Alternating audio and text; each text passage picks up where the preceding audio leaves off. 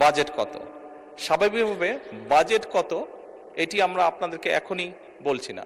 আপনার মাধ্যমে মাননীয় প্রধানমন্ত্রীর থেকে জানতে চাই যে ফ্যামিলি কার্ড, কৃষক কার্ড, কৃষি কার্ড, হেলথ কার্ড যে ধরনের কর্মসূচিগুলো গ্রহণ করা হয়েছে তার ইতিবাচক কিছু দিক রয়েছে।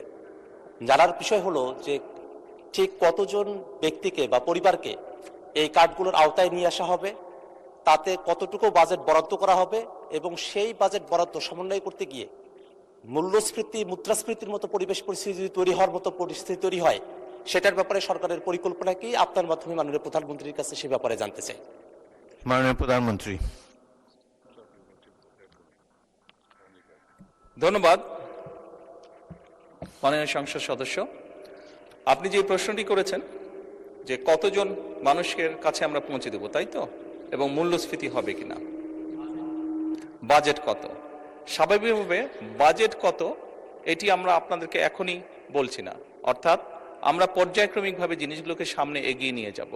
আমাদের এক একটি কৃষক কার্ড এবং এক একটি ফ্যামিলি কার্ডে আমরা রেখেছি কৃষক কার্ড যারা পাবেন সেই সকল কৃষক 2,500 টাকা পাবেন বছরে, এবং ফ্যামিলি কার্ডে যারা পাবেন তারা সে সকল নারী প্রতি মাসে 2,500 টাকা পাবেন।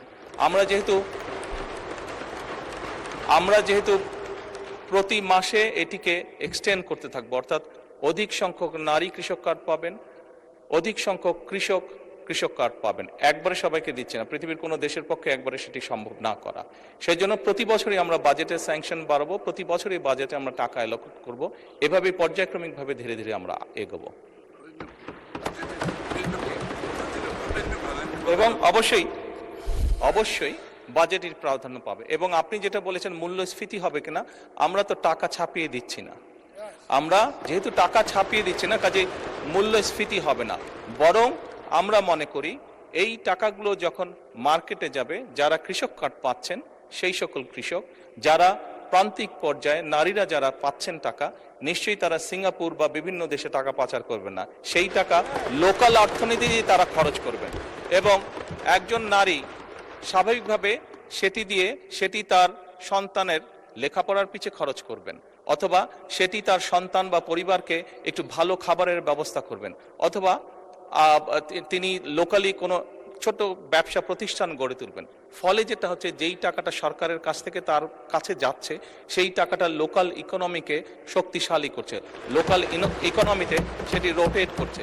যেমন একজন নারী যখন সেই টাকাটি পাবেন, উনি যদি একটি মুদির দোকানে গিয়ে সদাই করেন, এরকম উনার আশেপাশে যারা সেটি পাবেন, আরও যে সকল পরিবার, আরও যে সকল নারী পাবেন, তারা সকলে যখন ওই মুদির দোকানে যাবেন, স্বাভাবিক সেই মুদির দোকানের সেল বাড়বে। সেই মুদির দোকানে যখন একজন কর্মচারী যদি এখন থেকে থাকে, 1 মাস পরে বা 2 মাস বা 3 মাস পরে সেই মুদির দোকান মালিক দেখবে যে আমার একজন কর্মচারী দিয়ে হচ্ছে না, তখন সে আরেকজন কর্মচারী নিয়োগ করবে। ফলে কি দাঁড়াচ্ছে, কর্মসংস্থান হচ্ছে, এবং সেই কর্মচারী 2 জন বেতন পাবে, তারাও গিয়ে গামছা কিনবে, লুঙ্গি কিনবে, অথবা তার সন্তানের জন্য চিপস কিনবে, অথবা একটা ছোট্ট ফ্রক কিনবে তার মেয়ের জন্য। ফলে লোকাল ইকোনমি আস্তে আস্তে স্ট্রেনদেন হবে, লোকাল ইকোনমি আস্তে আস্তে বড় হবে। কাজেই মূল্যস্ফীতি হবে বলে আমরা মনে করি না, আমাদের কোনো রিসার্চে মূল্যস্ফীতি বলে না, বরং অর্থনীতি আরো সচল হবে, অর্থনীতি আরো স্ট্রেনদেন হবে, এবং লোকাল যে সকল ইন্ডাস্ট্রি আছে, বাংলাদেশের শতকরা 70 থেকে 80% মানুষ যে সকল প্রোডাক্ট কনজিউম করে সেগুলো লোকাল ইন্ডাস্ট্রি প্রোডাক্ট কনজিউম করে।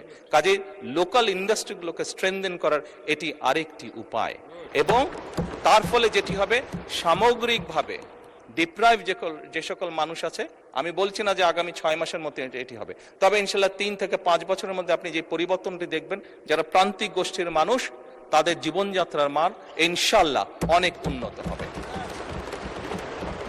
ধন্যবাদ মাননীয় স্পিকার।